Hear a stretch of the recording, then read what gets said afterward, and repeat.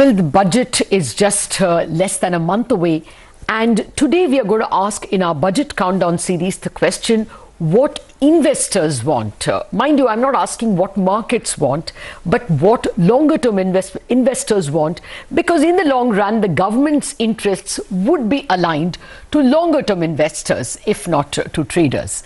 So to represent the investor community, I have with me marquee investor Ramdev Agarwal, chairman and co-founder of Motilal Oswal Financial Services.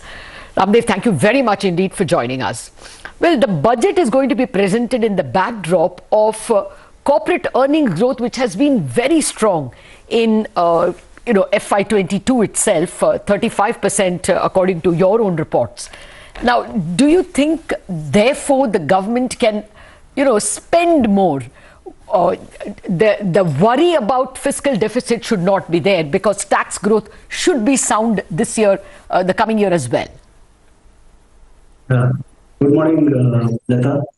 We have wonderful corporate earnings growth for 21-22, and now the challenge is to take it forward in 22-23, because there is a bit of slack because of this COVID-3, and preemptively, I think this budget is an opportunity to understand what is the damage because of this COVID-3, and make sure that there are enough demand stimulus for 22-23, so that the tax collections don't suffer and the economic growth doesn't suffer, because the domestic demand is the largest component of GDP.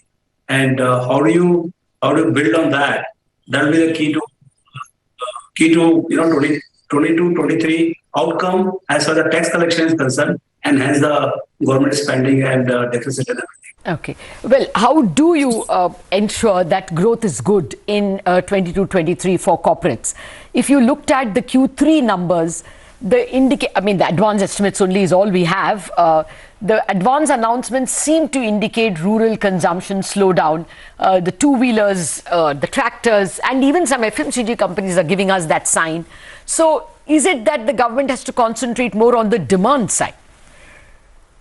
That looks to be the obvious thing, in the sense that the impact of COVID, 1, 2, 3, all, has been maximum on the lower middle class in terms of the loss of jobs, loss of income, medical expenses, and now the fear that consumer psyche is completely under the grip of fear that next time if the COVID comes, then they need to be really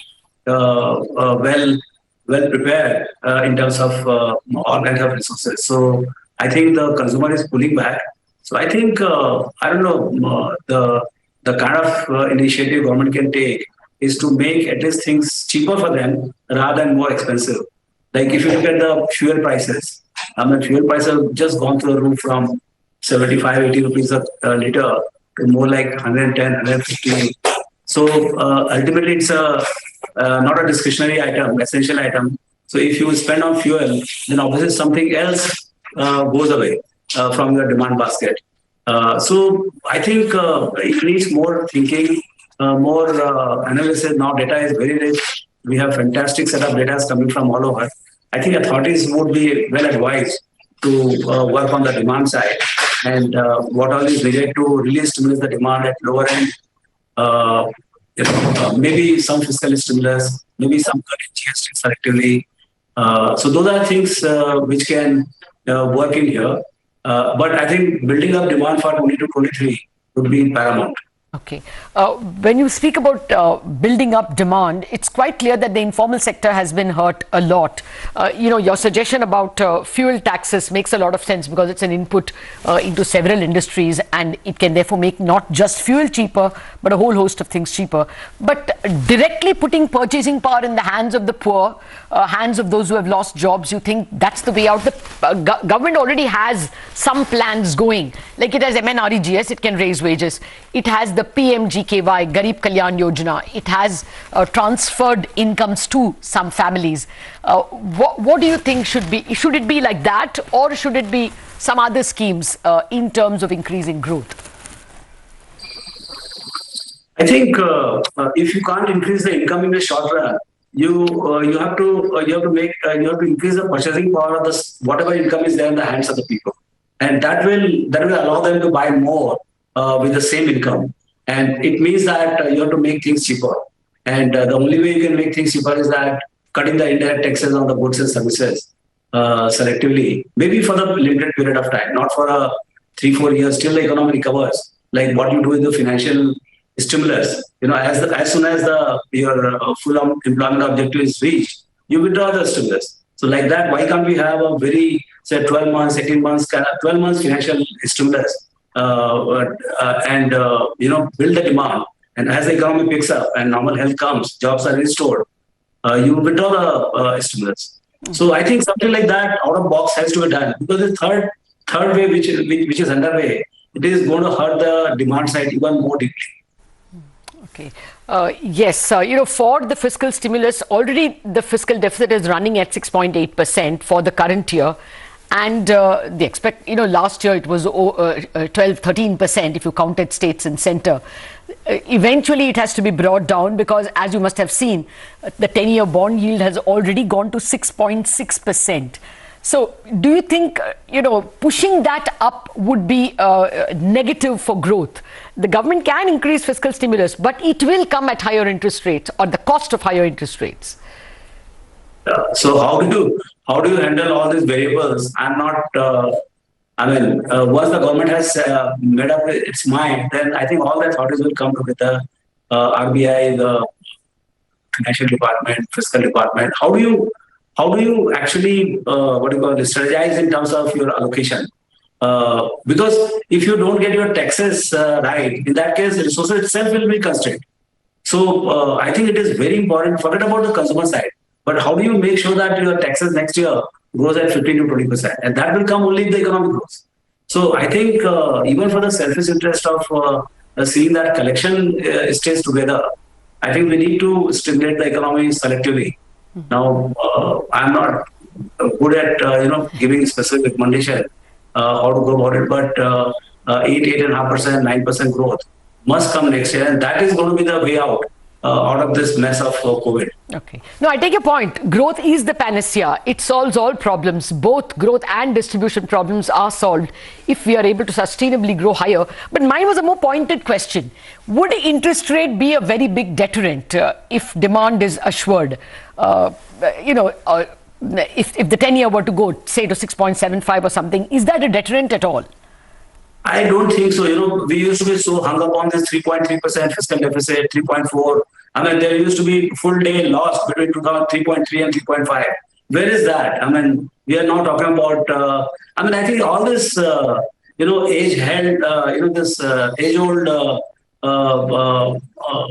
aggregates, they're not working. The world is trading at 4-5% negative interest rates. And who could have believed that we'll ever trade at those kind of situations? So I think we have to rethink all these things. We have to set our priorities right, in the sense that there will be some cost. You get your growth right, and then everything else, you try to optimize for that. So I think in my mind, the priority would be 8% growth, and then everything else comes next. If you have to pay 20-30 basis point more, or more inflation, or something here, there, or even weakening rupee or something, that's fine, but I must get 8% real GDP growth. Fair point. So that target is set, and other macros will have to align to that. Take your point. I agree that fiscal deficit all over the world has, scoffed at the 3.3% idea. But one doesn't know when the bill has to be paid. It may be different for different countries. But Ramdev, to come back to the growth idea, one of the pet schemes of the government, which appears to have worked, is a bit of import substitution. We have seen a gentle rise in tariffs, not a whole lot, but a gentle rise. And the PLI scheme also is intended as import substitution. More of that?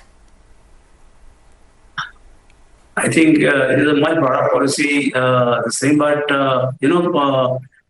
I see bigger picture that world has become bipolar. After the collapse of Russia in 1990, the world found second pole in China, and now it's a bipolar world, and again it's struggling with this second kind of rise of the nation. I think now the biggest opportunity next decade is for India to become kind of yet another pole kind of thing. I mean, tripolar world kind of situation. And this is a great opportunity for the next decade if we actually architect properly and create policies. And the world wants India to rise. So I think we have a terrific opportunity, and whatever it takes to build even manufacturing services. Services are not talked about that much, but services is what keeping the rest of the economy completely funded. Almost 90, $100 billion of service export surplus is funding all that merchandise deficit. So I think we have a right to win on the services side, and that's where I think real money is going to come. So we have to work on manufacturing, gain market share on the manufacturing side, and I'm hearing more and more from the exporters that the importers from US and Europe, they love to get supplies from India, and that's what is going to make a difference. Not the one is, of course, you are completely placed, but when the customers want that, I want to give preference to Indian manufacturer, even at the same parity or little expensive. That's where the things are going to happen, and I think the conditions are conducive, and it is in the hands of entrepreneurs. The best thing is the execution is in the hands of entrepreneurs. So I think we have a very conducive external environment. Entrepreneurs are ready. There is no dearth of capital. I think it's a very fantastic environment for the government to play out to at least try to make India happen at a 8%, 9% sustain. Okay. In next 5, 6 years. Okay, there, make India an export hub. I take a point on services as well. It is contributing 60% of the GDP. And as we know, export of our services is bailing out our merchandise trade deficit. So on both counts, services have come to our help, and perhaps that's another area where the government can think seriously. But let me come back to where I began. Ramdev, you are a long observer of the two-wheeler space, one of the first ones to bet on Hero Moto, and you rode the ride all through from the mid-90s. Now we are seeing that the kind of two-wheeler sales that Hero Moto for one is. I'm taking Hero Moto only because it's more a domestic player. Bajaj has 50-50 exports and domestic. The story that Hero Moto tells us is that they reached a high of 6.5, 7 lakh vehicles per month in 2018. And now they are struggling at 3.5 vehicles, 3.5 lakh vehicles. Even in a good month, they reach only 3.6, 3.7. What is that telling you? Is there a demand story here? Is it an EV disruption? Where does the government come in? I think because of several steps, it has come all together. Like one is that you moved from BS3 to BS4, and that itself has led to disproportionate cost increase. Then there were insurance policies, I think, for less than 1 year.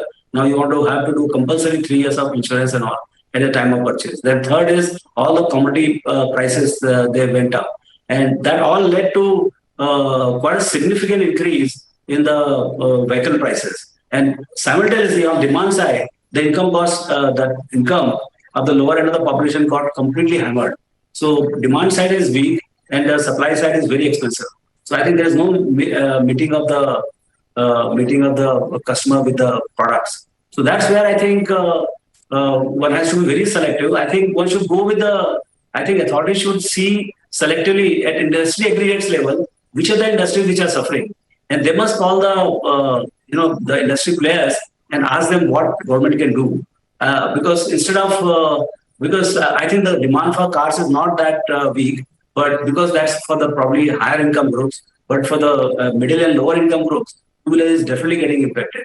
And so a lot of component companies are dependent on them, and hence a lot of jobs underlying. So if you, my sense is that it tells me that lower end of the population is not doing well. It is very clearly, it's a mass produced, very high frequency data, high quality data, and very well run industry. And that is not doing it. That tells me there is something wrong with the economy at the lower end of the population. Okay. So some transfer of resources or labor-intensive kind of schemes perhaps will put a little more purchasing power in the hands of the lower echelons. Well, I actually wanted to ask you about the upper echelons. At the moment we are seeing evolution of the tax structure in such a way that income taxes on individuals is steadily going higher, whereas income taxes or corporate taxes on companies is steadily going lower. Can this dichotomy go on without having some repercussions on the economy? Yeah, I think the higher incomes, like people like us, we are taxed at 42, 43%. So, I mean, I can bear, there's no problem to be, but it distorts the whole thing. I mean, the thinking gets distorted. Then you don't have incentive to take more as a salary, and you restrict yourself because you'll end up paying a lot more. In fact, even dividend payouts. Now, dividends are taxed in the hands of HNIs at 42%, 43%, or what, 38%. So there is the promoters and all, they will run away from giving more dividends to their shareholders because the big holders, they'll have to pay 30, 40%. So I think this kind of thing, objective would be to tax the rich guys, but ultimately it works against the minorities. So one has to have good balance between the corporate tax and the HNI taxes. So that's a limited point, but I don't know whether this is the right juncture to even talk about it, because right now government is concerned about the revenues, economy is struggling, and demand is kind of faltering. COVID-3 is fully raging all over the country. So I think maybe this is not the right time to talk about any kind of a change in direct taxes, at least for the rich people. Okay. Well, a final question to you, Ramdev. If you were a trader, I would have asked you, what are you going long on before the budget? But now I'm generally going to ask you, where do you think India's best profit makers lie? What should the preferences be for investors? Before that, Lata, I want to tell you one budget aspiration I have. Please. That is the ESOP taxation. Taxation for ESOP, particularly for the startup. Actually, one of the things is that employees, they have to pay taxes the moment ESOP is exercised, not when they sell finally. So that creates a lot of problems. ESOP has become a very risky, instrument in the hands of employees, because they exercise, and if the price tanks, he is actually holding the stock at a loss. And if by chance he has borrowed against that, then it messes up with his entire. So the value of ESOP is actually going down in the minds of the people. And it's a very, very powerful tool for actually sharing the wealth with the employees.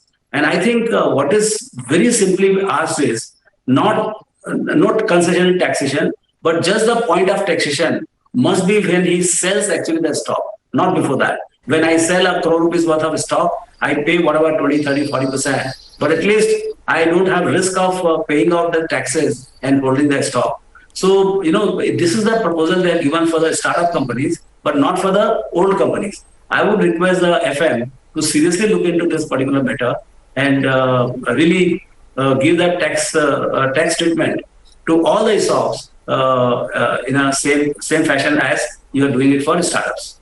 Okay.